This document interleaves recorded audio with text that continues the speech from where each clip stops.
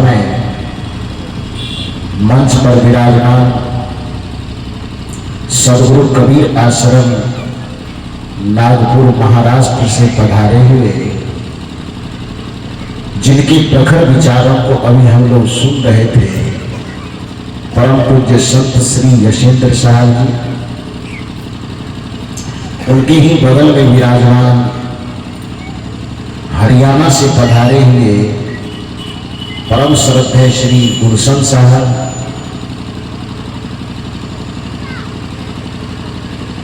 धर्म पाप और पुण्य का बड़ा ही सूक्ष्म विवेचन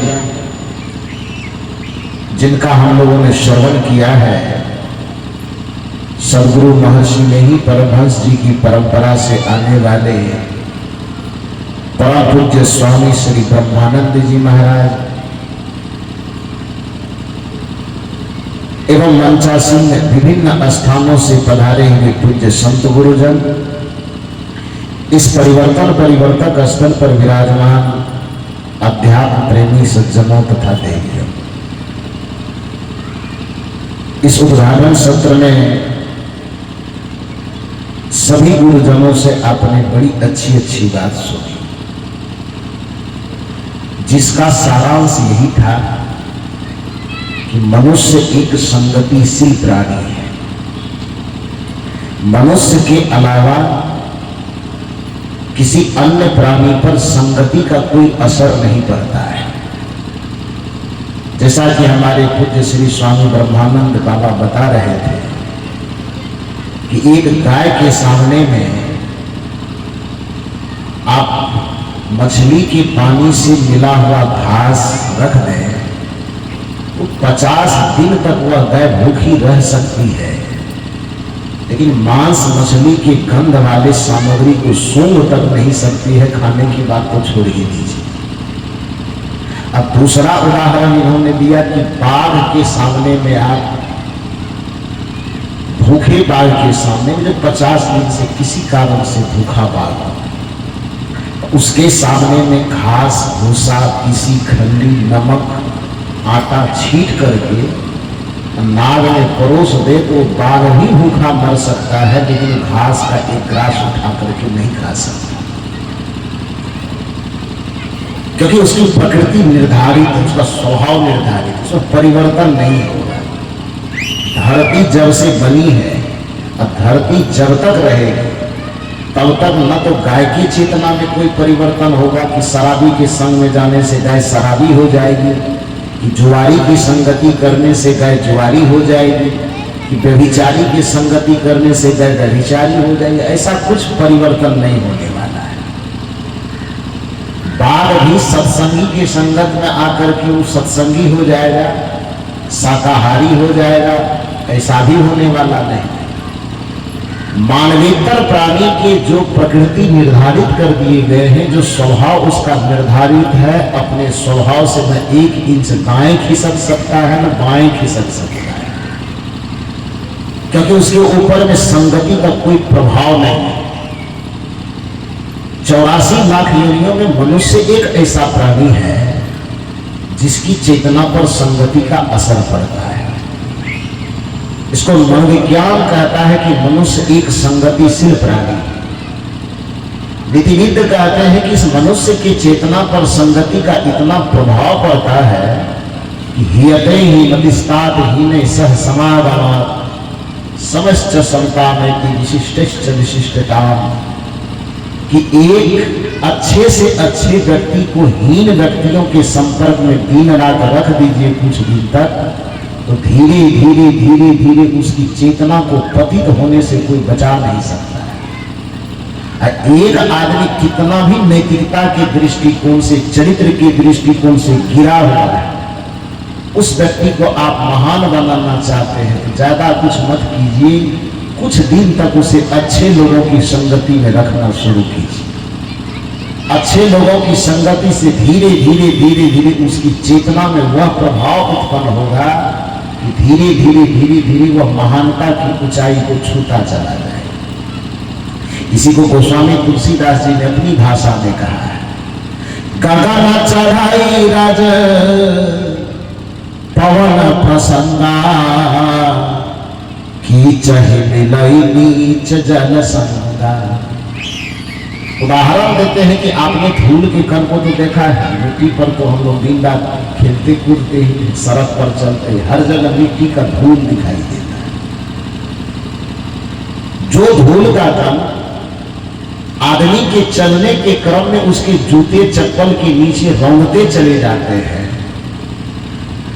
कल्पना कीजिए, या तो पूर्वैया हवा चल जाए या पछवैया हवा चल जाए, तो पूर्व और पश्चिम के हवा के संपर्क में आने से जिस धूल को आप रगड़ रगड़ के पैर से चल रहे हैं, उस धूल को संगति मिल गई पूर्व से चलने वाली हवा पूर्वैया का या पश्चिम से चलने वाली हवा पछवैया का। अब वह धूल क्या होगा, आपके जूता के पीछे पड़ा रहेगा, तब वह धूल क्या होगा,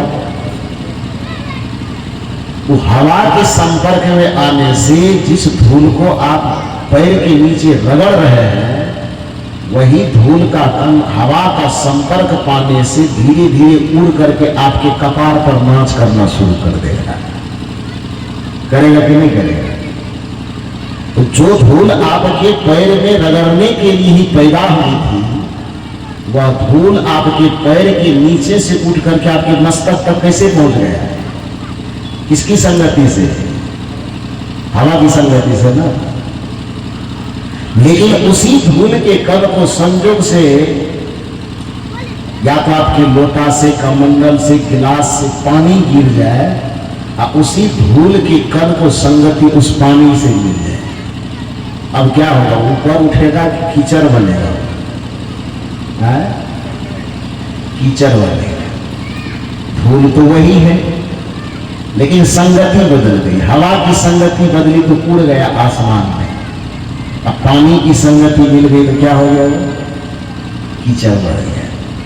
देखिए, गोस्वामी तुलसीदास जी उदाहरण देते हैं, ये मानव जैसे एक धूल के कण पे संगति के प्रभाव से दो चीज होता है, या तो ऊपर उठना है तो हवा की संगति करो, या तुमको कीचड़ बनना है तो पानी की संगति कर लो। गोस्वामी जी कहते हैं, गगन चढ़ाई राज, राज माने धूल का कण, गगन माने आसमान। गगन चढ़ाई राज पवन प्रसंगा, हवा का प्रसंग करने से जो धूल का कण है वह गगन चढ़ी, आसमान में चढ़ जाता है। लेकिन कीचहि मिलई नीच जल संगा, नीचे ढलकने वाली पानी की संगति यदि वह कर लेता है, धूल का कण, रजकण, तो वह कीचड़ बन जाता है। उसी तरह से हे मनुष्य, यदि आप अपनी चेतना को धीरे धीरे मनुष्यता की प्रकृति में स्थिर करते हुए, संस्कृति से जोड़ते हुए यदि अपनी चेतना को महान बनाना चाहते हैं, अपने मानव जीवन को सफल और सार्थक दोनों करना चाहते हैं, जिस चार फल की प्राप्ति हमारे पूज्य बाबा बता रहे, उस चार फल की प्राप्ति इसी मानव जीवन में सिद्ध करना चाहते हैं, अर्थ, धर्म, काम, मोक्ष सबकी सिद्धि चाहते हैं, तो एक काम कर लीजिए, साधु की संगति कर लीजिए, संत की संगति कीजिए। उसी संत संगति के प्रयोजन से हमारे परम आदरणीय सीताराम बाबू, जो अपने कबीर बालक निकेतन चैरिटेबल ट्रस्ट के बड़े सक्रिय सदस्य हैं, बराबर यहाँ से जाकर के जब भी कोई कार्यक्रम होता है तो यहाँ से भागलपुर कहलगांव आश्रम में जाकर के भाग लेते हैं। लेकिन उनके मन में बड़ी इच्छा हुई कि हम तो वहाँ पर सत्संग के ज्ञान में डूबकी दिन रात लगा ही लेते हैं, लेकिन जिस समाज में मेरा जन्म हुआ है, जिस समाज में हम पले हैं, बढ़े हैं, जिस समाज के पानी, हवा, मिट्टी इत्यादि का उपयोग करके अपने जीवन को इतना दूर तक हम खींच करके लाए हैं, उस समाज का भी उपकार हमारे ऊपर है। तो उस समाज के उपकार को चुकाने के लिए जिस ज्ञान गंगा में हम नहाते हैं, हमारे गांव वाले सब लोग तो उस गंगा तक नहीं पहुंच सकते हैं, तो एक बार उस गंगा को ही उतार करके भगोड़ की धरती पर लाया जाए। इसमें भावना होगी। इसी भावना से सत्संग की गंगा को आपके बीच में लाए। हमारे पूज्य स्वामी जी बड़ी सुंदर चर्चा कर रहे थे गंगा जी, कि गंगा जी में पवित्र होने के लोग जा रहे हैं। कृष्ण भगवान से अर्जुन ने कहा कि हमें भी गंगा ले चले। लोगों की धारणा रहती कि गंगा जी में स्नान करेंगे सब पाप कट जाएगा, लेकिन एक बात विचार जरूर करना चाहिए आदमी को, जो मन में किसी के कहने पर यह विचार बना लेता है कि गंगा जी में डुबकी लगाने से हमारा पाप कट जाएगा, पहले उस व्यक्ति को यह समझना चाहिए कि पाप रहता है। गंगा में डुबकी लगाएंगे तो गंगा जी का पानी कहाँ तक जाएगा, चमड़िए न छुएगा। गंगा जी का पानी कहां तक स्पर्श करेगा, चमड़ी की। चमड़ी में पाप है। पाप और पुण्य का बीज तन में होता है कि मन में होता है, इतना सा कॉमन सेंस होना भी चाहिए आदमी को। पाप और पुण्य दोनों का बीज व्यक्ति के मन में होता है। गलत और सही की जो प्रवृत्ति होती है वो तन में नहीं होता, मन में होता है। सत्संग में अभी आपका यहाँ पर तन बैठा है, तो पहले आपका मन बना सत्संग आने का, तब आए कि पहले तन ही आ गया? मन में पहले भाव बना होगा ना कि सत्संग सुनने जाना है, तो घर के 10 काम को थोड़ा इधर उधर दाएं बाएं टाल भी देंगे, अच्छा दूसरे दिन कर लेंगे। आज भागलपुर से साहब आए हैं, महाराष्ट्र से आए हैं, हरियाणा से आए हैं, सब लोगों का दर्शन कर लेंगे, कुछ कुछ अच्छी बातें सुन लेंगे। ये मानसिकता पहले बनाए थे, और मन जब बन गया तो तन आ गया। जिसका मन नहीं बना होगा उसके कान में आवाज जाती भी होगी, फिर भी बगल में बैठ के नहला पे दहला खेल रहा होगा, पंडाल में नहीं आएगा। क्यों नहीं आएगा? क्योंकि मन उसका नहीं बना है। तो अच्छे बुरे संस्कारों का बीज तन में नहीं होता है, मन में होता है। पाप और पुण्य का बीज तन में नहीं होता है, मन में होता है। तो पाप का नाश करेंगे तो तन को डुबकी लगाने से कि मन को डुबकी लगाने से? गंगा जी में हम स्नान करने जाएंगे, चाहे नर्मदा में जाए कि हम यमुना में जाए, कि दुनिया के किसी भी तीर्थ स्थान में हम स्नान करने मात्र से पाप कट ना पाएंगे, तो किसी भी जगह स्नान करने से हमारे वो तन को ही वह जल स्पर्श कर पाएगा, हमारे मन तक तो पहुंचेगा नहीं, वो भावना तक तो पहुंचेगा नहीं, तो पाप का क्षय होगा कैसे? इसलिए किसी विचारक ने बड़ा सुंदर कहा है, भोला था मन भूल गया तू, धोता रहा तन मल मल की। वास्तव में नहाना किसको था, तन को कि मन को? अरे साफ सुथरा करने के लिए तन को नहलाइए, अच्छी बात है। चापानल पे नहलाइए, कि टंकी में नहलाइए, कि पोखर में नहलाइए, कि गंगा जी नजदीक है तो उसी में नहलाइए, क्या दिक्कत है? तन को साफ करने के लिए आप कहीं भी स्नान कीजिए, कोई दिक्कत नहीं। लेकिन पाप को धोने के लिए आपको तन को धोने से काम चलेगा नहीं। धोना था मन, किसको धोना था? मन को।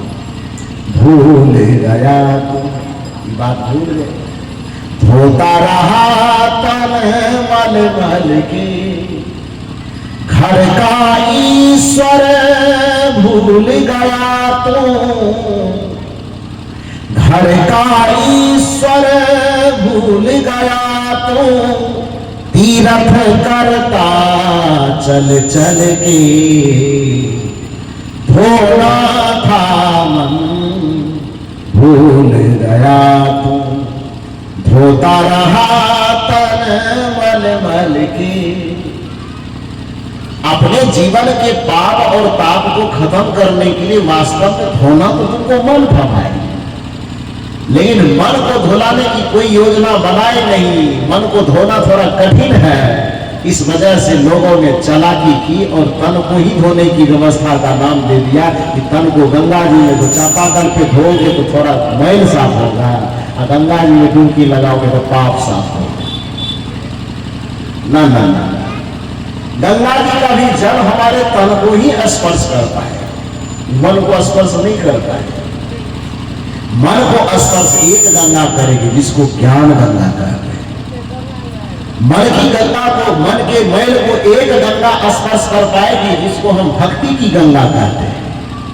मन के मैल को, मन के पाप को एक ही गंगा स्पर्श कर सकेगी जिसको हम ज्ञान की गंगा कहते हैं, वैराग्य की गंगा कहते हैं, सत्संग की गंगा कहते हैं। इसलिए सत्संग की गंगा में आकर के जो डुबकी लगाता है निश्चित ही उसके मन के पाप और ताप दोनों धुल जाए। हम लोग भजन में बड़ा सुंदर गाते हैं, सत्संग की गंगा में जो नित्य नहाते हैं, तो उसका परिणाम में क्या आता है? पापी से पापी भी पावन बन जाते हैं। पापी से पापी आदमी भी पावन बन जाता है। आपको लगता है कि कोई बात बनी बनाई कही जा रहे थे, हजारों उदाहरण देख लीजिए ना, इतिहास से लेकर के आज तक गिनती कीजिए जिसके भी चेतना में सुधार आई है। लाखों दारू पीने वाले आदमी गंगा में डुबकी लगाने से सुधरा नहीं, लेकिन सत्संग से आकर के अपने जीवन को भिगाया तो लाखों शराबी शराब की बोतल को हाथ से फेंक दिया। लाखों मांसाहारी व्यक्ति, करोड़ों मांसाहारी व्यक्ति भले ही गंगा में डुबकी लगा के उसकी चेतना में कोई परिवर्तन आया हो कि ना आया हो, ये उदाहरण किसी के सामने नहीं होगा। लेकिन सत्संग की गंगा में जिसने डुबकी लगाया तो एक नहीं, दो नहीं, हजार नहीं, लाख नहीं, करोड़ों आदमी अपने जीवन से मांसाहार का परित्याग करके शाकाहार को धारण किया है। ये प्रत्येक व्यक्ति जानता है। चोरी छोड़ करके अचौच को धारण किया, हिंसा को छोड़ करके अहिंसा को धारण किया, असत्य को छोड़ करके सत्य को धारण किया, कटुता को छोड़ करके प्रेम को धारण किया। यदि इन सारे बुराइयों को छोड़ करके अच्छाइयों को धारण करवाने वाली कोई गंगा है, उस गंगा का नाम है सत्संग की गंगा, गुरु की गंगा। सत्संग की गंगा में जो नित्य नहाते हैं, परिणाम क्या आता है? पापी से पापी भी पावन बन जाते हैं। ये केवल एक व्यक्ति नहीं कहते, दुनिया के तमाम ऋषि मुनि का यही उदाहरण है। ऋषियों और मुनियों ने ये बात बताई है, सत्संग ही जीवन है, सत्संग ही भलाई है, सत्संग ही भलाई है। ये वेद बताते हैं, सदग्रंथ बताते हैं। वेद से पूछो, शास्त्रों से पूछो, सदग्रंथों से पूछो, वह यही बताएगा। यदि अपने मन जीवन के पाप को धोना है तो गंगा जी से काम नहीं चलेगा। इसको यदि आप उदाहरण से ही समझना चाहते थे, कहानी में भी कहूं। हमारे बाबा लोग को रामायण से, कोई गीता से उदाहरण दे रहे थे तो हम काहे तो छूट जाते। कहा जाता है, महाभारत की घटना तो आप जानते हैं। महाभारत में भीष्म पितामह का नाम आप लोग सुने हैं? सुने हैं? भीष्म पितामह किसका पुत्र था? पिताजी का नाम तो शांतनु था, माता का नाम आप लोग बोलिए। तो खाली फूल की डालियां लेके दौड़ने से काम चलेगा कि वो सब जानना होगा।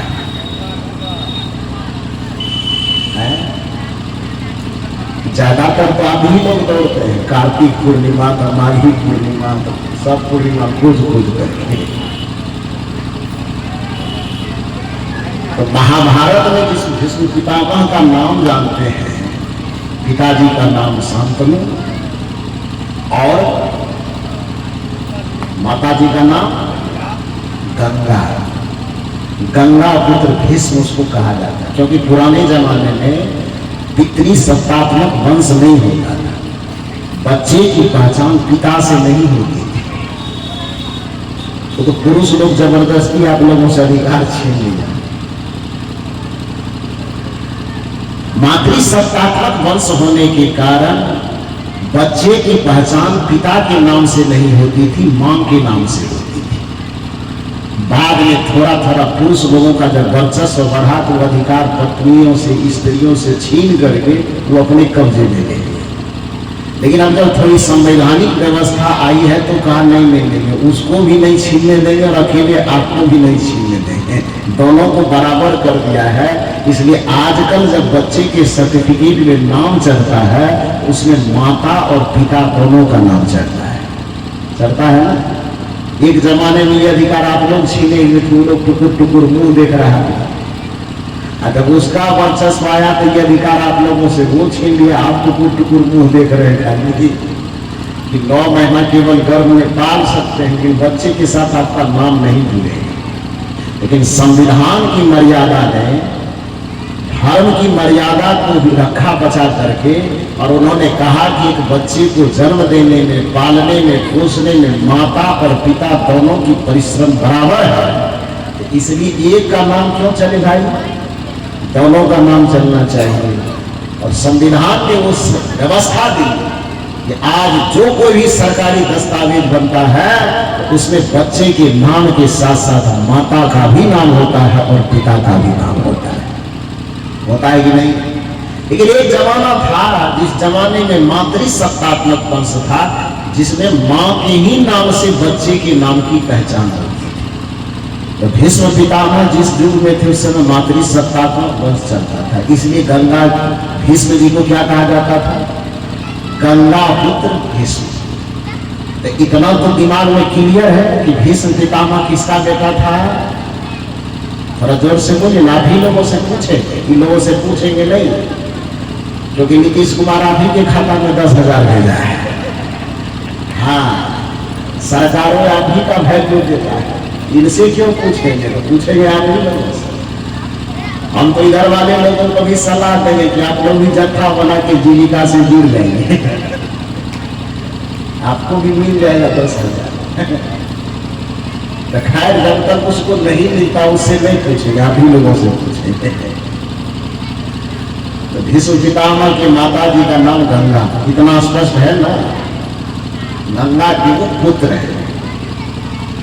अब आप इस दिमाग को अब एक सवाल लीजिए अपने दिमाग के सामने में कि जो भीष्म पितामह गंगा मां के पुत्र थे, निश्चित है 14-16 वर्ष तक भीष्म को पिता से भेंट भी नहीं होने दी थी गंगा। भेंट होने दिया था तो जमान करके तीर धनुष सब सिखा के ट्रेनिंग दे करके तब सामने लाया था। लेकिन जब तक तीरंदाजी में कुशल नहीं कर दिया, पाल पोस करके एकदम जवान नहीं बना दिया, तब तक भीष्म पितामह को सामने में नहीं लाया। इतना दिन तक भीष्म पितामह को कहां रखा था, गंगा जी अपना साथे में रखी थी। तो मान लो कि 14, 15, 16 वर्ष जो भी रखी होगी, तो 14 हेलो बोलिए सदगुरुदेव की। 14, 15, 16, 17 जो भी हो जाए, हमारा गिनती नहीं है, बायोडाटा नहीं है मेरे पास, एक अनुमान कि जो भी 14 वर्ष, 15 वर्ष, 17 या 18 वर्ष तक अपने पास में गंगा जी रखी होगी, वो अपने हाथ से खाना खिलाती होगी, अपने पास रखती होगी, उसी गंगा में डुबकी लगवाता होगा, सारा चीज नहीं करता होगा। लेकिन सारा चीज करने के बावजूद भी भीष्म पितामह को अपने जीवन के अंतिम पड़ाव में महाभारत के युद्ध में तीर के सैया पर झूला क्यों झूलना पड़ा? झूला था ही नहीं, तीर पूरा गत्तर गत्तर रोआ रोआ अर्जुन तीर मारा था कि नहीं मारा था? तीर मारा था तो तुरंत प्राण छूट गया था, दर्द से कराते कराते तीर पर लेटे हुए थे। उस तरह एक आदमी के शरीर में एक कांटा चुभ जाए तो उसके दर्द को बर्दाश्त करना मुश्किल होता है। जिसके नाक से लेकर के मस्तक तक एकदम 1-1 इंच पर तीर भोंका हुआ हो, उसको दर्द नहीं होता होगा कि नहीं? लेकिन उसके बावजूद भी कम से कम 15 दिन तक उसका प्राण नहीं छूटा, लटका रहा, शरीर से खून टप टप गिरता था, दर्द से कराहते थे, लेकिन फिर भी मृत्यु नहीं आ रही थी। उस छटपटाते हुए स्थिति में संजोग से रात्रि के समय में एक दिन कृष्ण जी मिलने के लिए जाते हैं। भीष्म पितामह देखते हैं कि मेरे पास कृष्ण आकर के खड़े हैं, हाथ तो जोड़ नहीं सकते, भाव से ही कहा कि हाथ जोड़ करके प्रणाम करता हूं कृष्ण, आप आए हो मुलाकात करने, वैसे तो कुछ इच्छा नहीं, तो मरने के अलावा और कोई चाहत है नहीं, लेकिन मन में एक बात खल रहा है कि मरने से पहले एक बात जान लूं कि मैं जहां तक मैं अपने जीवन को जानता हूं, मेरा जो कर्तव्य था उस कर्तव्य को करने के अलावा मैंने अधर्म कभी नहीं किया, पाप कभी नहीं किया, किसी को सताया नहीं, बेवजह किसी को कोई कष्ट नहीं दिया। और आदमी को कहा जाता है कि करनी देखा जाता है मरने के बेला में, तो हमारा मरने की बेला ये आ गया, करनी देख रहे हैं कि एक एक इंची पर तीर भूखा हुआ है। तो जब कोई पाप किए हम नहीं, जब कोई अपराध किए हम नहीं, नैतिकता के पथ से अलग हट करके कुछ कुकर्म नहीं किए, तो आखिर ये करनी के मरने के बेला में ये करनी जो हमको देखना पड़ रहा है कि कर्म फल का जो भोग दिखाई दे रहा है, क्यों? किससे ये सवाल किया? श्री कृष्ण जी से। श्री कृष्ण ने कहा कि आप अपने चेतना के स्तर पे साधना और तप के बल पर कितने जन्म को देख सकते हैं, क्योंकि चेतन मन, अचेतन मन, अवचेतन मन, मन के तीन तल होते हैं। साधना की सूक्ष्मता में व्यक्ति जैसे जैसे उतरता जाता है, गहराई में जैसे जैसे डुबकी लगाता है, अपने मन के तल की, मन की भावनाओं को परखते चला जाता है। तो भीष्म पितामह के पास वो तप था। श्री कृष्ण ने कहा कि आप अपने तप बल के आधार पर आप अपने कितने पूर्व जन्म की घटनाओं को देख सकते हैं, जान सकते हैं। भीष्म पितामह ने कहा 100 जन्म। कितना जन्म? 100 जन्म पहले की घटनाओं को हम देख सकते हैं कि हमने क्या क्या, कौन सा पाप किया कि पुण्य किया, अच्छा किया कि बुरा किया, धर्म किया कि अधर्म किया, इस बात को हम जान सकते हैं अपने तपोबल से। श्री कृष्ण ने कहा कि उसमें कुछ गलत झलक रहा है 100 जन्म तक। भीष्म पितामह ने कहा नहीं, इसीलिए तो मैं आपसे पूछ रहा हूं, 100 जन्म तक कहीं मुझे कहीं कोई गड़बड़ी नहीं दिखाई दे रही है, और फिर भी ये करनी के वक्त में, मरनी के वक्त में करनी देखा जा रहा है, ऐसा क्यों? श्री कृष्ण मुस्कुराए, उन्होंने कहा कि बस ज्यादा नहीं, 1 जन्म और पीछे जाना है। और श्री कृष्ण भीष्म पितामह के मस्तक पर हाथ रखते हैं और कृष्ण जी की तपोबल के प्रभाव से बस 1 जन्म और पीछे खिसकते हैं। भीष्म पितामह कितना जान रहे थे? 100। अब कृष्ण जी मस्तक पर हाथ रखे, खिसका करके ले गए 1 जन्म और पीछे, यानी 101 जन्म पीछे। जैसे ही 1 से 1 जन्म पीछे पलटते हैं, उसकी चेतना में छिपे हुए जो संस्कार है वो निकलता है। क्या निकलता है? कि 101 जन्म पहले भी भीष्म पितामह अपने राजा, उसके पिताजी राजा थे और राजा पिता के इकलौता राजकुमार थे, इकलौता बेटा था। आप लोग जानते हैं कि सामान्य लोगों में भी यदि बेटा इकलौता हो तो कैसा होता है? दुलार में उसका सब अवगुण धीरे धीरे टालते टालते टालते थोड़ा उद्दंडता उसमें ज्यादा होती है अन्य लोगों के अपेक्षा। और सब ऐसे हो इसकी कोई गारंटी नहीं है, लेकिन अधिकांश हो दुलार मलार में होते होते थोड़ा ज्यादा दंड हो जाता है। और यदि वो राजा का बेटा हो और वो भी इकलौता हो तो फिर कहना क्या? फिर तो कहने की कोई जरूरत ही नहीं। तो थोड़ा उद्दंडता थी, उम्र का भी प्रभाव था। अचानक से रथ पर बैठे वो राजकुमार 101 जन्म पहले रथ पर बैठ करके कहीं जा रहा था, और जाते जाते जाते जाते अचानक संजोग से क्या हुआ, तो रथ के आगे से सड़क पर एक सांप गुजर गया। तो हर जगह की अलग अलग धारणा होती है। कुछ जगह ये माना जाता है कि रास्ता को यदि बिल्ली काट दिया तो अपशगुन हो गया, यही कर दिया तो अपशगुन, पता नहीं अपशगुन वगैरह का भी कितना धारणा दिमाग में लोग बैठा के रखा। इस सड़क समझता है कि मानव की खाली बक होती है, बिल्ली का अधिकार नहीं है सड़क पर। खाली आप ही जाइएगा, और उसको मन होगा कि रोड क्रॉसिंग करना था आपसे पूछ करके करेगी।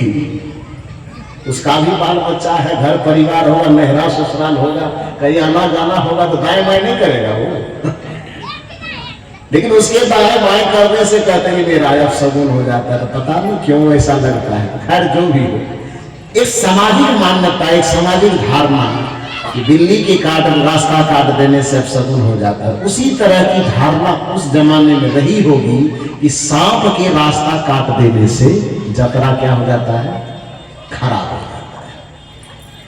तो ऐसा सोच करके जैसे ही उसके आगे से गुजरा थे तो राजकुमार, नया उम्र, चंचल स्वभाव, उद्दंडता से भरा हुआ दिल दिमाग, उठा और गुस्सा से रथ पर से उतर करके गया, उस सांप मारा, एक तीर पहले नौक पड़े, सांप छटपटाने लगा।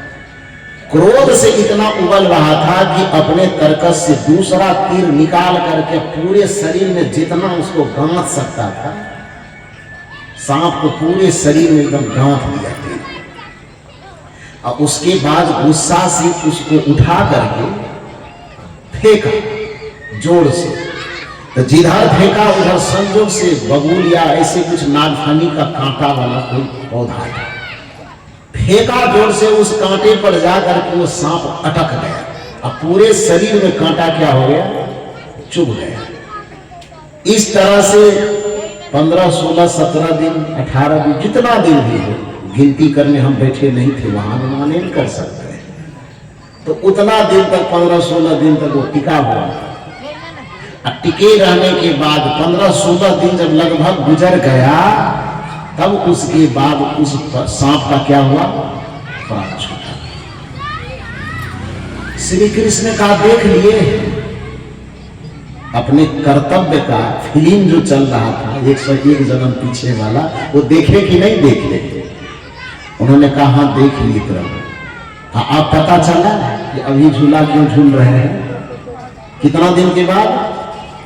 101 जन्म के बाद। इसी बात को कबीर साहब ने कहा है, कबीर कमाई आपनो कभी न निष्फल जाए, 7 समुंदर आरा पड़े तो आगे मिलिया धाय।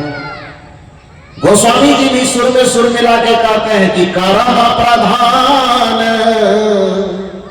विश्व करी राखा, जो जस करहि सो तस फल चाखा, को न काहु सुख दुख कर दाता, निज कृत कर्म भोगी सुनभ्राता। कर्म प्रधान है, कोई किसी को सुख दुख अलग से नहीं देता है कि अपने ही द्वारा किए गए शुभ कर्म के परिणाम में तुमको सुख मिलता है, और आपके ही द्वारा किए गए कुकर्म के परिणाम में आपको दुख मिलता है। न सुख देने वाला कोई आसमान में ऊपर में बैठा हुआ है, न दुख देने वाला कोई आसमान में बैठा हुआ है। चाहे वह कर्म आज का किया हो कि कल का किया हो कि वर्षों का किया हो कि उससे भी और ज्यादा दिन का किया हो, लेकिन तब तक इस कर्म का अंत नहीं होगा जब तक पाप और पुण्य के रूप में, सुख और दुख के रूप में उस फल को आप भोग नहीं लेंगे, तब तक उस कर्म का अंत किसी भी प्रकार से संभव नहीं है। चाहे आप गंगा में डुबकी लगाओ कि जमुना में डुबकी लगाओ कि और कहीं तीर्थ व्रत करो, उससे कोई फर्क पड़ने वाला नहीं। यह चीज देखा भीष्म पितामह ने कि मेरे 101 जन्म पिछले कर्मों का फल आज हमको मिल रहा है। कृष्ण जी से उन्होंने पूछा कि इस फल का अंत अभी तक कोई जग कथा धर्म कीर्तन से नहीं हुआ था। श्री कृष्ण ने कहा कि हमको क्या कहते हो, तुम तो खुद ही गंगा पुत्र हो, ध्यान दीजिए मेरे संग। क्या कहा कि तुम खुद गंगा पुत्र, गंगा जी में ही तुम्हारा जन्म हुआ है, गंगा जी में ही तुम्हारा पालन पोषण हुआ है, गंगा जी के अंदर ही तुम्हारे जीवन के 15, 16 या 18 वर्ष लगभग बीते हैं। और इतना दिन तक गंगा जी के अंदर रह करके गंगा का पुत्र होने के बावजूद भी, ध्यान से सुनिए मेरी बात, जो खुद गंगा जी के पुत्र हैं, गंगा जी के अंदर ही उसका जन्म होता है, गंगा जी के अंदर ही उसका पालन पोषण होता है, गंगा जी के अंदर ही उसके जीवन के लगभग 18 वर्ष बीतते हैं। 18 वर्ष तक उस गंगा जी के अंदर ही पालन पोषण होने के बावजूद भी जब भीष्म पितामह का पाप खुद गंगा नहीं धो पाई तो एक दिन डुबकी लगाने से आपका पाप धो देगी क्या? आप उसकी मौसी के बेटा है? कौन पड़ोसिया है? तो गंगा जी अपना बेटा के पाप को धो पाई? कहीं ये तो नहीं लग रहा है कि कहानी में बना करके कहा, ये कहानी में अलग से कहीं बना के कुछ लोग इल्जाम तो लगाते हैं, कबीरपंथी सब इसे लबर लबर करता है। हाँ, सब चीज का खंडन ये करता है, भगवान नहीं है, भगवती नहीं है, गंगा नहीं है, तीर्थ नहीं है, व्रत नहीं, ये इल्जाम लगाता है। सदगुरु कबीर साहब के चिंतन और दर्शन को न समझ पाने के कारण लोगों ने कबीर के नाम पर बड़ा विषाद फैलाया। 3 दिन तक आपके बीच में रहूंगा, कोशिश करूंगा कि जो जहर आपके माथे में कबीर के नाम से भरा गया है, 3 दिन के अंदर इस सत्संग का ऐसा माहौल पैदा करो कि कबीर के नाम से जो आपके दिल में नफरत भरी है, उस नफरत को निकाल करके आपको कबीर के चरणों में झुका दूं, ये मेरी कोशिश है। तो यदि आपको कहीं ऐसी मानसिकता दिमाग में आपने बैठा के रखा है कि कबीर इसका खंडन उसका खंडन करता, तो मैं सवाल करता हूं कि महाभारत की भी घटना में सुना रहा हूं, कहीं ऐसा तो नहीं लग रहा है कि अपने तरफ से बना करके कर रहे हैं? ये हकीकत बात है। अब सोचिए कि गंगा जी अपने पुत्र भीष्म पितामह के 101 जन्म पहले किए गए पाप को जब नहीं धो पाई, तो आप जो जाएंगे एक दिन उसमें डुबकी लगाएंगे और सोचेंगे कि हमारा जन्म भर का किया हुआ पाप खत्म हो जाए। मेरा सवाल यही है कि जब अपने बेटा के पाप को नहीं धो पा रही है तो आप कौन है उसका? रिश्ता बताइए थोड़ा सा, कौन रिश्ता लग रहा है उससे? मौसी लगेगा कि नानी लगेगा कि दादी, कौन लगेगा? कोई रिश्ता भी लगेगा तो माँ बेटे के रिश्ते से ज्यादा गहरा कोई रिश्ता नहीं होता है। कोई रिश्ता आप मान लीजिए कि हमारा जो लग रहा है, ठीक है, मान के तुल्य उसको सब लोग मानते हैं, तो जो भी उससे रिश्ता आप तय करेंगे तो वो रिश्ता माँ और बेटे के रिश्ते से ज्यादा गहरा नहीं हो सकता। इतनी गहराई रिश्ते से जुड़े होने के बावजूद भी अपने पुत्र के पाप को नहीं धो पाती है, तो हमारे आपके पाप को कैसे धोए? वस्तुतः गंगा जी एक पवित्र नदी है। मैं ये नहीं कहता हूं कि आपको मौका लगे तो स्नान नहीं करना चाहिए उसमें, हम लोग भी खुद डुबकी लगाते हैं क्योंकि नदी उसी के किनारे में हम लोग हैं, तो जाते हैं, मौका लगता है तो खूब उछल उछल करके नहाते हैं। आपको भी मौका लगे नहाइए, नहाना कोई बुरी बात नहीं है, लेकिन ये धारणा दिमाग में बैठा करके मत नहाइए कि एक डुबकी मारने से सब पाप खत्म हो जाए। कि पाप को धोने के लिए उसको फैक्ट्री मत बनाइए, पाप उससे नहीं धुलेगा। पाप यदि बुराई यदि धुलेगा भी तो एक ही चीज से धुलेगा, उस सत्संग की गंगा से। सत्संग की गंगा में जो नित्य नहाते हैं, पापी से पापी भी पावन बन जाते हैं। इसको भी सुनना चाहते हैं कि सत्संग की गंगा में कौन पावर है जो धो देगा, तो इसके लिए भी एक कहानी में सुना रहा। वो कहानी कौन सा सुनाऊंगा? वो गंगा अवतरण की कथा। गंगा जी जब इस धरती पर उतरने के लिए भी भगीरथ जी प्रयास कर रहे थे, तपस्या कर रहे थे, तो भगीरथ तपस्या करते करते करते करते जब अपनी तपस्या को पूर्ण कर लिए, ब्रह्मा जी के द्वारा यह वरदान मिल गया। ब्रह्मा जी की तपस्या कर रहे थे, तपस्या करने पर जब वो ब्रह्मा जी को प्रसन्न कर लिए और कहे कि क्या वरदान चाहिए, भगीरथ ने कहा कि हमारे पूर्वज बड़े दुख भोग रहे हैं, पीड़ा भोग रहे, उसको तारने के लिए गंगा जी को धरती पर उतरना परम आवश्यक है। अब गंगा जी सोची बड़ा मुश्किल हो जाएगा, ये कौन वरदान मांगने आ गया, हम स्वर्ग में रहने वाले विचरण करने वाले, हमको पृथ्वी पर जाना पड़ेगा। अरे कोई आदमी कलेक्टर हो और धीरे धीरे उसका डिमोशन होकर के चपरासी बनना पड़े तो दुख की बात है कि सुख की बात है? दुख की बात है ना। गंगा जो स्वर्ग में ही निवास कर रही है और उसको किसी कारण से ही पृथ्वी के लोग स्वर्ग जाना चाहता है और स्वर्ग से किसी को धरती पे आना पड़े तो उसके लिए तो थोड़ा नाराजगी वाली बात होगी ना। नहीं होगी। आप स्वर्ग जाना चाह रहे हैं, हम धर्म करें, पाप पुण्य करें, अच्छा करें, ये करें, किस लिए हम स्वर्ग जाना चाहते हैं। और किसी को जबरदस्ती वरदान में बांध करके स्वर्ग से धरती पे लाना चाहते तो उसको अच्छा लगेगा कि बुरा? बुरा लगेगा ना। तो भगीरथ जी तपस्या की कि गंगा जी को धरती पे ले जाना है। गंगा जी को ये बात अच्छी नहीं लगी। गंगा जी ब्रह्मा जी से कहते प्रभु मैं धरती पे नहीं जाऊंगी। ब्रह्मा जी ने कहा नहीं जाना पड़ेगा क्योंकि वरदान हम दे चुके हैं। मिथ्या न होए देव ऋषि वाणी, देवता और ऋषियों के मुख से जो वाणी निकल जाती है तो उसको पूरा करना प्रकृति को पड़ता है। तो तुम तो हमारी पुत्री हो, जाना तो पड़ेगा। गंगा जी ने कहा नहीं ये तो बड़ा अनर्थ हो जाएगा, लोग नीचे से ऊपर आता और आप हमको ऊपर से नीचे भेज रहे, ये ठीक नहीं हो रहा है। तो इस तरह से करते करते आप अपने बच्चों को कभी स्कूल भेजना चाहते हैं। एक तो फेसबुक पे दिखा रहा था छोटी बच्ची, उसको विद्यालय भेज रहा है, माता पिता थोड़ा बेगू टांग के कपड़ा बढ़िया से देख के बाल झाड़ रही है, अरे स्कूल जाओ। तो बच्चा को कोई बहाना नहीं मिला तो एक नाक बंद करके इसे सुरसुरा रही है, कहती पापा मत भेजिए। कहा क्यों? का मेरा दोनों नाक बंद हो गया।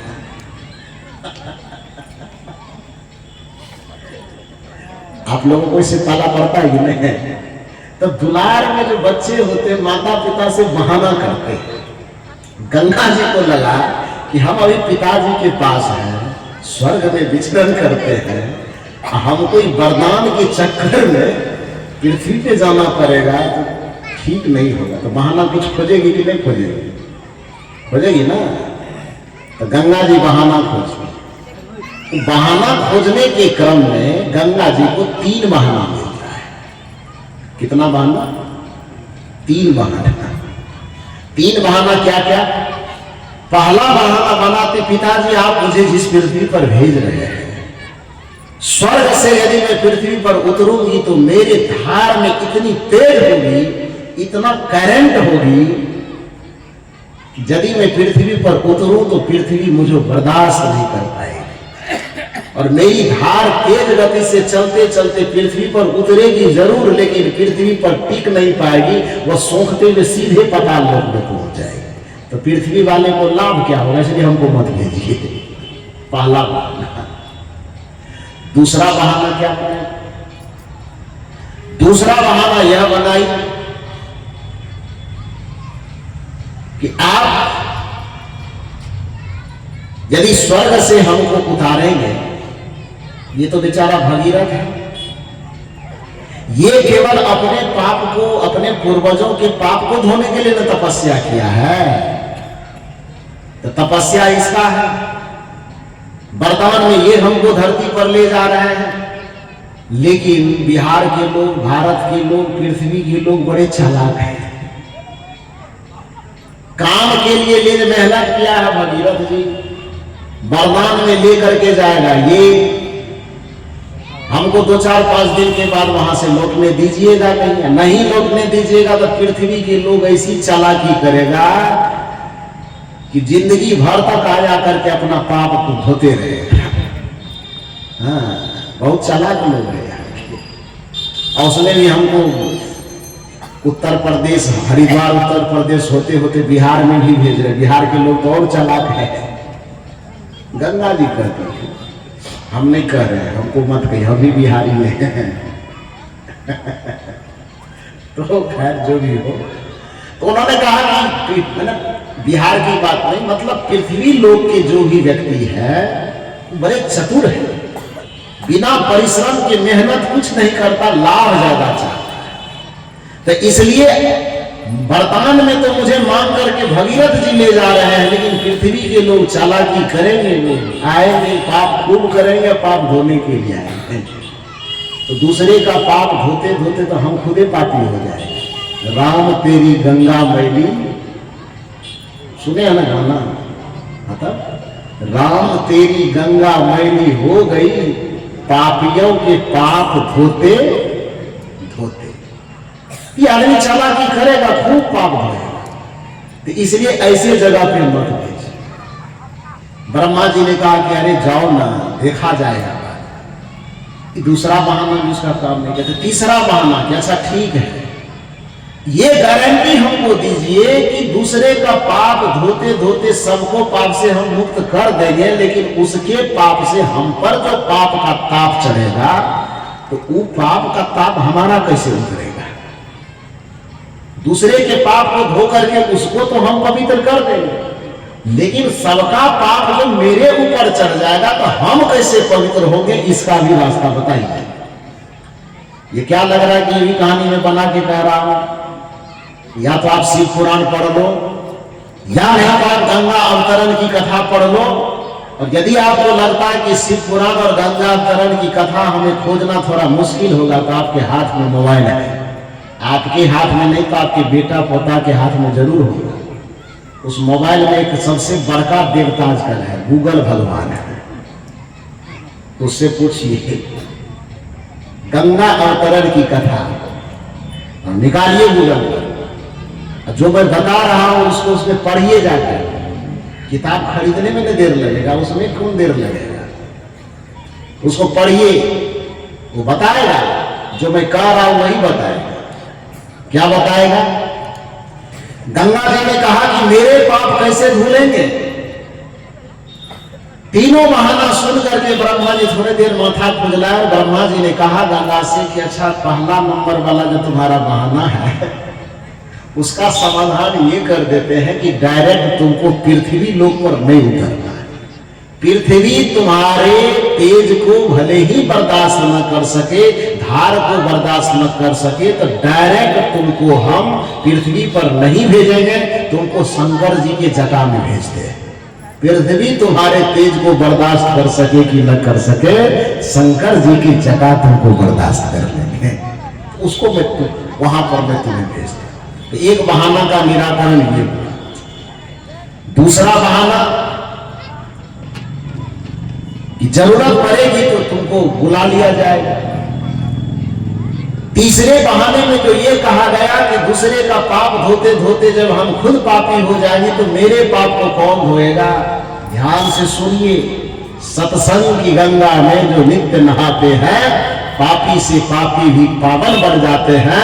इस घटना को यदि आप जानना चाहते, सत्संग की महिमा को जानना चाहते हैं, संत की महिमा को जानना चाहते हैं, तो भी आपको ये गंगा अवतरण की कथा जरूर पढ़नी चाहिए। ब्रह्मा जी ने कहा बेटी, ये बात तो सच है कि आदमी चालाक है, धोने जा रही हो 10 लोगों के पाप को, लेकिन तुमको करोड़ों लोगों के पाप धोने पड़ेंगे।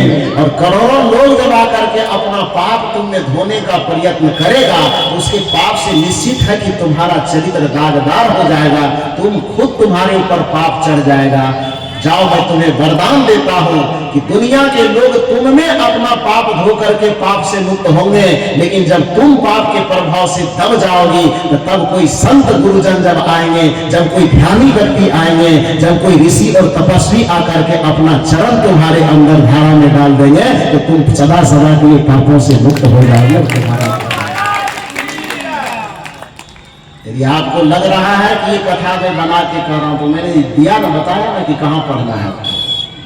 जाइए, खोजिए, पढ़िए, और तब कहिएगा कि कबीरपंथी सब तो खाली सब चीज के निंदे करता है। ना ना ना, निंदा नहीं करता है। संत किसी की निंदा क्यों करे? हाँ, सूर्य के उग जाने से यदि अंधेरा को लगता हो कि मेरी निंदा हो रहा हो, तो इसकी परवाह कौन करेगा? जाओ, सूर्योदय हो जाने से यदि चोर को लगेगा कि सूर्य मेरी चोरी कार्य में बाधा डाल रहा है, तो चोर की ठेकेदारी लिए है। जाओ, तो इल्जाम लगाते रहो कि सूर्य क्यों निकल गया, निकलना मेरा धर्म है, निकलेंगे। तुमको बुरा लगता है तो बुरा लगते रहे। कबीर साहब सत्य के उद्घोषक है। कबीर साहब सत्य धर्म को लोगों को बताते, धर्म की निंदा नहीं करते, धर्म के नाम पर फैले पाखंड, आडंबर और अंधविश्वास की निंदा करते हैं। कबीर ईश्वर की निंदा नहीं करते हैं, बल्कि ईश्वर के नाम पर मिट्टी पत्थर इत्यादि को जगह जगह खड़ा करके लोगों ने ईश्वर बना दिया है। कबीर कहते हाय रे भागे आदमी। अरे ईश्वर परम चेतना का नाम है, चैतन्यता का नाम है, करुणा का नाम। शंकर जी है कर्पूर गौरम करुणावतारम। करुणा का मतलब कठोर होता है कि कोमल। अरे करुणा का मतलब क्या होता है? कठोर की कोमल। किसी का हृदय करुणा से भरा हुआ होगा तो उसका हृदय पत्थर जैसा होगा कि कोमल होगा? मोम जैसा होगा। करुणा माने मोम होता है, पत्थर नहीं होता है। करुणा माने कोमल होता है। भजन गा रहे कर्पूर गौरम करुणावतारम संसार सारम भुजगेंद्र हारम सदा वसंतम हृदयारविंदे भवम भवानी सहितम नमामि। तो भजन को झाल करताल पे गा रहे हैं कि कर्पूर गौरम करुणावतारम। देवता बना दिए पत्थर का। इस सच्चाई को नहीं बताया जाएगा कि जो परम करुणा से भरा हुआ होगा, जो परम चैतन्यता से भरा होगा, जिसका स्वरूप है सत्यम शिवम सुंदरम, जिसका स्वरूप सत्य है, वही शिव है, वही सुंदर है। तो स्वरूप यहां पर मंत्र में बता रहे हो सत्यम शिवम और सुंदरम। मंदिर में बैठा के रखो पत्थरम। तो तुमको अकल में घुसता क्यों नहीं है कि पत्थरम कभी सत्यम और शिवम सुंदरम कैसे हो सकता है? सत्य परम चेतना का नाम है, सत्य परम ज्ञान का नाम है। उस परम सत्य से आभूषित जो शिव है उसको खोजो ना, उसका अनुसंधान करो। और उस परम शिव की जानकारी आपको मंदिरों में मिले न मिले, आपको सत्संग में मिलेगा। इसलिए कबीर साहब आपको शिव से नहीं रोक रहे हैं, बल्कि कबीर साहब कह रहे हैं कि पहले तो शिव के वास्तविक स्वरूप को समझो और वास्तविक स्वरूप को समझ करके तब उस शिव की पूजा करो, तब उस शिव की उपासना करो। और उस शिव की उपासना जब करोगे तो तुम्हारे हृदय रूपी मंदिर में ही सदा वसंतम हृदयारविंदे भवम भवानी सहितम नमामि। जिस शिव और पार्वती को तुम मंदिर में खोजने जाते हो, यदि सच्चे शिव की उपासना करोगे तो तुम्हारे हृदय रूपी मंदिर में ही शिव और पार्वती प्रकट हो जाएंगे और तुम्हारा कल्याण हो जाएगा। तो शिव और पार्वती की निंदा का सवाल यहां का सवाल यहां पर यह है कि शिव के नाम पर जो गलत जगह पर तुमको भेजा जा रहा है, कबीर यह कहते हैं कि उस जगह मत जाओ, तुम धोखा खाओ। क्योंकि मंदिर में बताया है, शिव जी तो नहीं बताया कि हम मंदिर में रहते हैं। वो जिसको धर्म के नाम पे थोड़ा अपना रोजगार चलाना है, पेट भरना है, फिर ठीक है भैया, पेट पालो, कोई मनाही भी नहीं है। लेकिन अपने पेट पालने के चक्कर में आप कबीर को झूठा कहेंगे, बुद्ध को झूठा कहेंगे, महात्मा बुद्ध को झूठा कहेंगे, महर्षि मेही बाबा को झूठा कहेंगे। सबने मना किया है ना। कबीर साहब ने तो मना किया कि बाहर मत खोजो। महर्षि मेही बाबा छूट दे दिए हैं। महर्षि मेही बाबा कसे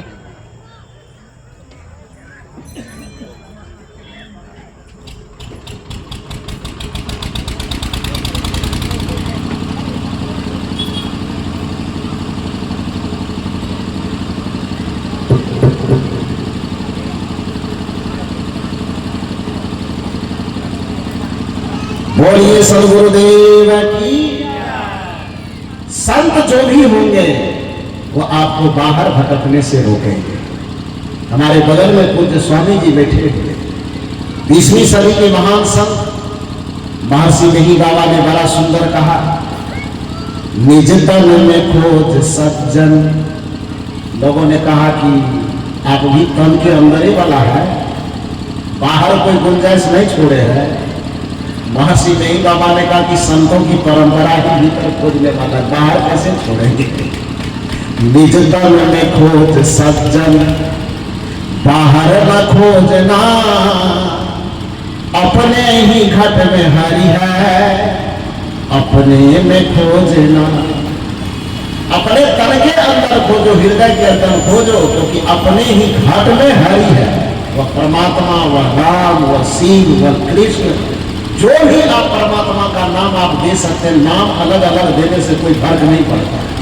उस परम चेतना को जो नाम देना हो आप देते चले जाइए, लेकिन खोजिए उसको बाहर मत, उसको अंदर में खोजिए। निज तन में खोज सज्जन, बाहर न खोजना, अपने ही घट में हरि है, अपने में खोजना। यही बात तो 650 वर्ष पहले से कबीर साहब कहते आ रहे हैं। कस्तूरी कुंडल बसे मृग ढूंढे वन माही, ऐसे घट घट राम है। कुछ लोग कहते हैं कि कबीर साहब कह रहे हैं कि भगवान है ही नहीं, राम है ही नहीं, फलना है ही नहीं। अब कबीर साहब इस साखी में कह रहे हैं कि कस्तूरी कुंडल बसे मृग ढूंढे वन माही, ऐसे घट घट राम है। तो कबीर साहब ने राम है कहा कि राम नहीं है कहा? क्या कहा? राम है कि राम नहीं है? तो आप उसके मुंह में जबरदस्ती नहीं है क्यों डलवा रहे हैं? वो कब बोल रहे कि नहीं है? वो कह रहे कि है। लेकिन आज जिसके भी दिल दिमाग में तो नफरत का जहर भरा हुआ है, वो जबरदस्ती कबीर साहब के मुंह से कहना चाहते। कबीर तो कुछ मान भी नहीं करे, मतलब नहीं। कबीर साहब ने नहीं, मैं नहीं वाला पार्टी नहीं, मैं हाँ वाला ही पार्टी। लेकिन स्थान तुम्हारा गलत हो रहा है, खोजने वाला जगह गलत हो रहा है। और वस्तु अंते खोजे अंते तो कैसे आवे? वस्तु कहीं और हो, खोज कहीं और हो, तो हाथ कैसे आ जाए? कैसे प्राप्त हो? तो कस्तूरी कुंडल बसे मृग ढूंढे वन माही, ऐसे घट घट राम है की बात है, नहीं की बात नहीं है। ऐसे घट घट राम है, दुनिया जानत नहीं। लोगों को आपत्ति है कि ये संत महात्मा घट के अंदर, हृदय के अंदर क्यों बता रहे, बाहर क्यों नहीं बता रहे? तो जिसको बाहर आप मंदिरों में खोजने जाने का, वहीं से पूछ लीजिए। सबसे ज्यादा मंदिर में खोजते किसको है? शंकरे जी को ना। शंकर जी को ही खोजते हैं। शंकर जी से कभी पूछे हैं कि आपका पता कहाँ है? अरे हम कहलगांव में रहते हैं, किसी कारण से आप हमको पटना में खोजने चले जाएंगे, हम नहीं मिलेंगे पटना में, तो दोबारा हमसे संपर्क कीजिएगा ना कि पटना गए थे खोजने, आप नहीं मिले, साहब जी कहाँ रहते हैं? तब हम कह रहे थे गलत पता पर चले गए। आप पटना नहीं जाना था, आपको भागलपुर आना था, भागलपुर में कहलगांव आना था, कहलगांव में आके कबीर पार्क विकेतन आना था। ये मेरा ओरिजिनल पता है। तब ना पहुंचेंगे आप वहां कि हमने बता दिया आपको कहलगांव का, भागलपुर का, और उसके बाद आप हमको कलकत्ता में जाके खोज रहे थे, मिलेंगे? हजारों वर्षों से भगवान शिव को जिन मंदिरों में जाकर के आप खोजे, आज तक मिला नहीं। तो दोबारा आपने कोशिश की भगवान शिव से संपर्क करने का, पता पर मिल नहीं रहे हैं। ओरिजिनल पता क्या है? वस्तुतः ओरिजिनल पता तो आपके हाथ में दे रखा है, लेकिन आप उसको पढ़ नहीं पाते हैं, और पढ़ते भी है तो समझ नहीं पाते। वो क्या है? कर्पूर गौरम करुणावतारम संसार सारम भुजगेन्द्रहारम। कर्पूर गौरम करुणावतारम संसार सारम भुजगेन्द्रहारम। सदा बसंतम, कहाँ पर? देवघर में। सदा बसंतम सिंहेश्वर की बटेश्वर, कुशेश्वर की, काशी की, हरिद्वार भर दीजिए। आप क्वेश्चन दे देते हैं, उसमें डॉट डॉट भरने के लिए रिक्त स्थान दे देते हैं। कर्पूर गौरम करुणावतारम संसार सारम भुजगेंद्र हारम सदा बसंतम, डॉट डॉट डॉट डॉट कर देते हैं। भरिए तो रिक्त स्थान को कौन चीज से भरिएगा? काशी से भरेंगे कि हरिद्वार से? वहां वृंदावन लिखिएगा कि मथुरा? कुशेश्वर की बटेश्वर की सिंहेश्वर, क्या लिखिएगा वहां? सदा बसंतम। आगे हमने बोलेगा, आप बोलेंगे। फिर कबीर से नफरत क्यों? फिर संतों से नफरत क्यों लग रहा है आपको कि ये संत महात्मा जो है ये देवी और देवता भगवान भगवती के विरोधी है? कबीर भी तो आपको वही ठिकाना बता रहे हैं जो वास्तविक ठिकाना भगवान शंकर खुद बता रहे हैं। लेकिन भगवान शंकर के दिए हुए पता पर यदि पहुंचोगे तो धर्म के नाम पर धंधा चलाने वाले कुछ लोगों का रोजगार बंद हो जाएगा। इसलिए शंकर जी के ओरिजिनल पता को काट करके नकली रास्ता बना करके आपको नकली जगह पर ले जाता है। कबीर जैसे संत जब इस धरती पर आते हैं तो फिर नकली पता और असली पता का अंतर आपको बताना चाहता है। लेकिन चालबाज लोग वो एक साजिश के तहत उल्टे बता देते कि संती लोग धर्म के खिलाफ करता है, भक्ति के खिलाफ कर रहा है, धर्म के खिलाफ कर रहा है, भगवान और भगवती के खिलाफ कर रहा है। तो इस बात को समझने की तो कोशिश कीजिए, छोड़ दीजिए कबीर की बात को सुनिए। थोड़ी देर के लिए भूल जाइए कि तुलसीदास जी ने क्या कहा, थोड़ी देर के लिए भूल जाइए कि महर्षि नहीं बाबा ने क्या कहा। डायरेक्ट जिनको खोजने आप मंदिर जाकर भी से पूछिए। कर्पूर गौरम करुणावतारम संसार सारम भुजगेंद्रहारम सदा वसंतम हृदयारविंदे। नहीं कहा था कि मंदिर में बसते हैं। अब ध्यान दीजिए कि यहाँ सोमवारी या मंगलवारी की भी चर्चा नहीं है। यहाँ पर 12 महीने में केवल सावन महीने की भी चर्चा नहीं है, बल्कि सदा वसंतम।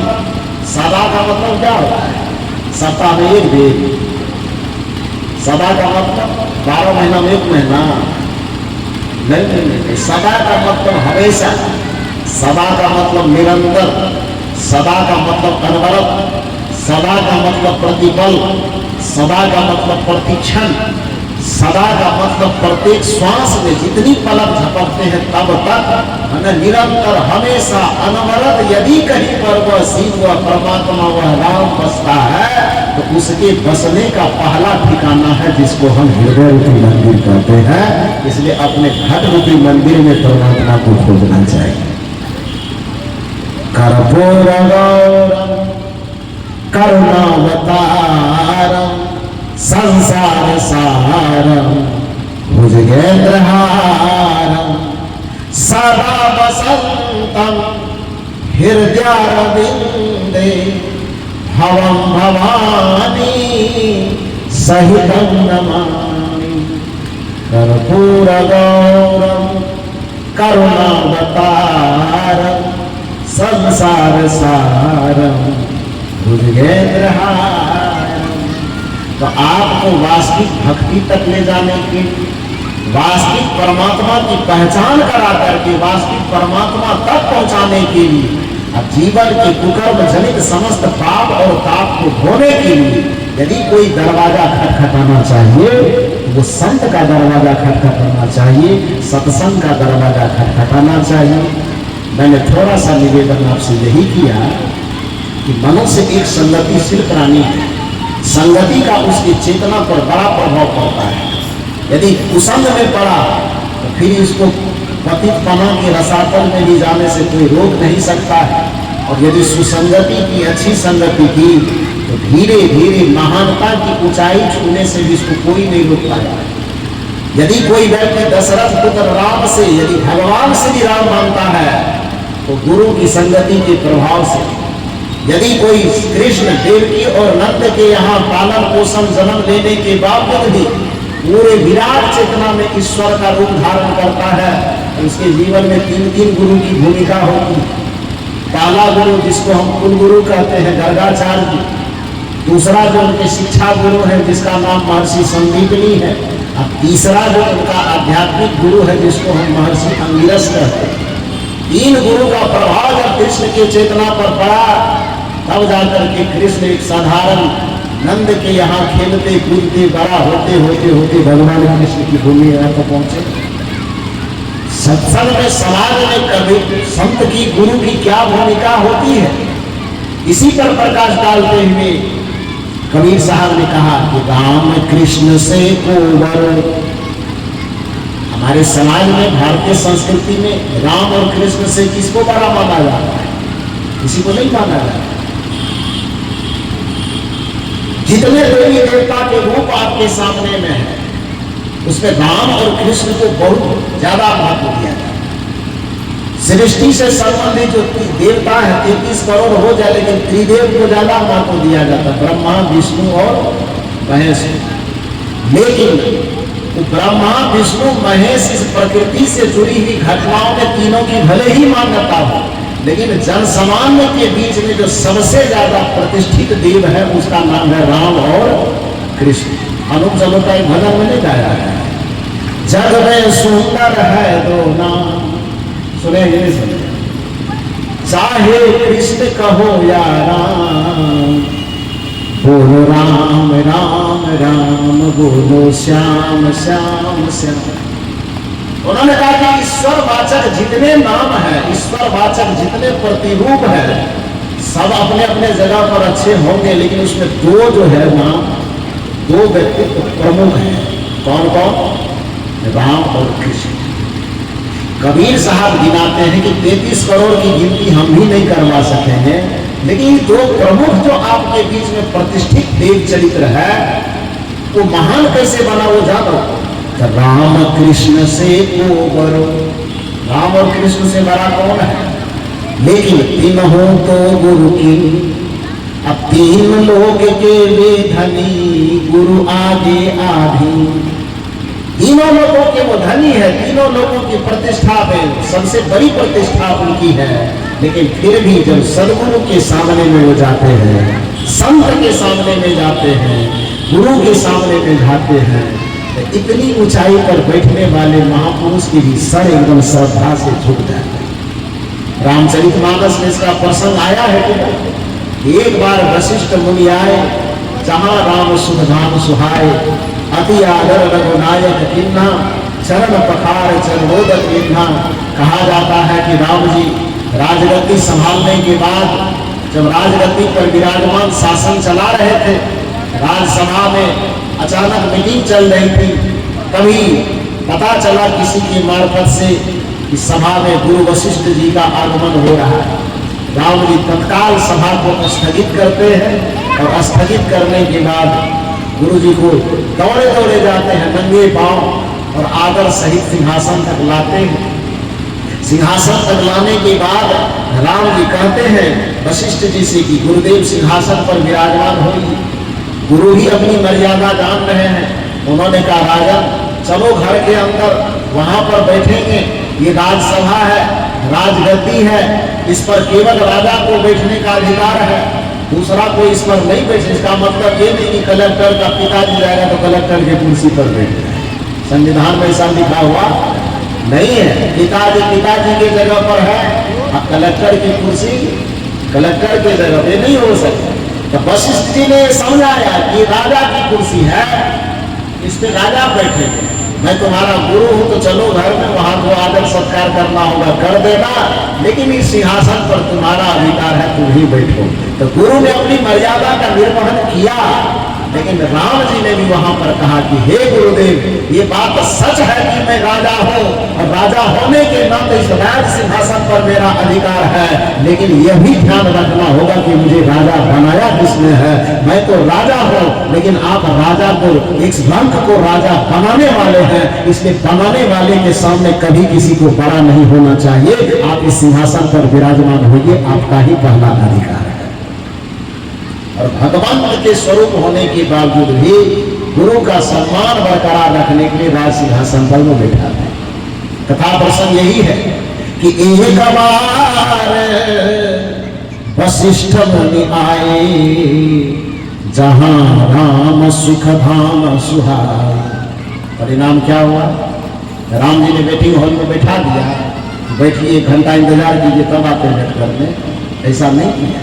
मर्यादा की लकीर खींची कि भगवंत के सामने में भी संत की क्या मर्यादा है, गुरु की क्या मर्यादा है, और उन्होंने उस मर्यादा को दिखाया दुनिया को। अति आदर रघुनायक किन्हा, चरण पखार चरणोदक निन्हा। अति आदर, आदर ही नहीं अति आदर रघुनायक किन्हा, चरण पखार चरणोदक निन्हा। तो जिस भगवान को आप भगवान मानते हैं वह भगवान ही सत्संग गुरु के चरण के प्रताप से ही उस भगवत्ता को प्राप्त करते हैं। तो जो भगवान की भगवत्ता ही गुरु कृपा से मिलती है, तो आप अपने भी हृदय के भगवत्ता को गुरु कृपा से उद्घाटित करवा लीजिए। इसलिए सत्संग से प्रेम कीजिए, संत से प्रेम कीजिए, संत के चरणों में अपनी प्रीति को जोड़िए। संत की संगति से जैसे पवन के प्रसन्न से धूल भी जूते के नीचे से उड़ करके आसमान की यात्रा करने लगता है, उसी तरह से आपकी चेतना कितने भी धूल से भी गया गुजरा क्यों न हो, लेकिन यदि संत की संगति में आ गया, गुरु की संगति में आ गया और गुरु की चेतना से अपनी ज्ञानात्मक चेतना का संबंध जोड़ लिया, तो फिर आपको भी महान बनने से, आपको भी ऊंचा उठने से कोई नहीं रोक सकता। आप अपने आप को महान बनाना चाहते हैं, आप अपने जीवन को सार्थक और सफल करना चाहते हैं, आप अपने जीवन में चारों पुरुषार्थ अर्थ, धर्म, काम और मोक्ष की सिद्धि चाहते हैं, तो आपको और कुछ जो कर रहे हैं अपनी जगह करते रहिए, लेकिन यह विशेष रूप से ध्यान रखिए कि इसकी प्राप्ति बड़ी आसानी से एक ही संगति से हो पाएगी। उस संगति का नाम है साधु की संगति, उस संगति का नाम है सत्संगति। बड़े सौभाग्यशाली हैं आप लोग कि 3 दिन की खातिर आपके बीच में सत्संग की गंगा बहाई गई है। परम आदरणीय श्री सीताराम बाबू को, बकोर समाज के समस्त लोगों को जो इनके सहयोग में खड़े, तन से, मन से, धन से, किसी भी प्रकार से खड़े होकर इस सत्संग आयोजन को सफल बनाने की दिशा में आगे बढ़े हैं, उन सब लोगों को इस मंच की ओर से, साधु समाज की ओर से बहुत बहुत साधुवाद, बहुत बहुत धन्यवाद एवं शुभकामना देते हुए इस सत्र में मैं अपनी वाणी को यहीं पर विराम देता हूँ। बोलिए सतगुरुदेव की जय।